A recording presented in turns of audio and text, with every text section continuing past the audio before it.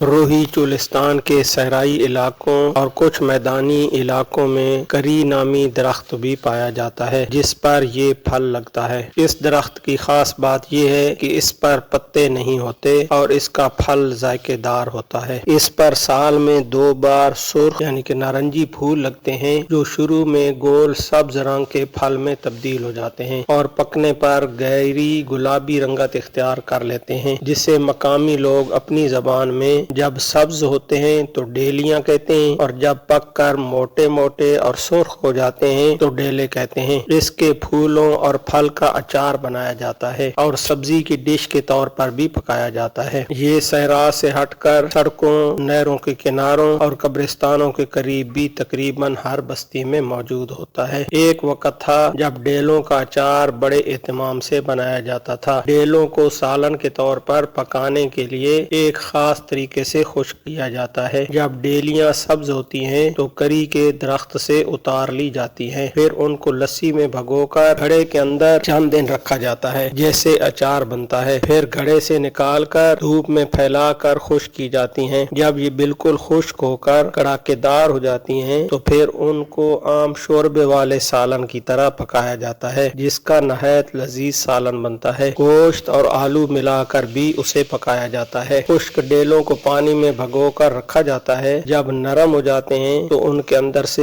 بیج نکال کر پھینک دیں کیونکہ بیج انتہائی کڑوے ہوتے ہیں۔ اس کے بعد عام ترکاری بنانے جیسا مسالہ یعنی پیاز بھون کر، ٹماٹر، ادرک، لہسن اور مرچ، نمک وغیرہ حسب ذائقہ ڈال کر بھون لیں اور پھر آپ گوشت یا آلو ڈال کر پکا لیں۔ دم لگاتے وقت سبز دھنیا، سبز مرچ اور میتھی ڈال لیں۔ اس کے پھل، جڑوں اور شاخوں کو بہت سی روایتی ادویات میں استعمال کیا جاتا ہے۔ کیا آپ نے کبھی کھایا ہے اور آپ اپنے علاقائی زبان میں اسے کیا کہتے ہیں؟ اور اگر کھایا ہے تو اس کو کمنٹ سیکشن میں لازمی بتائیں۔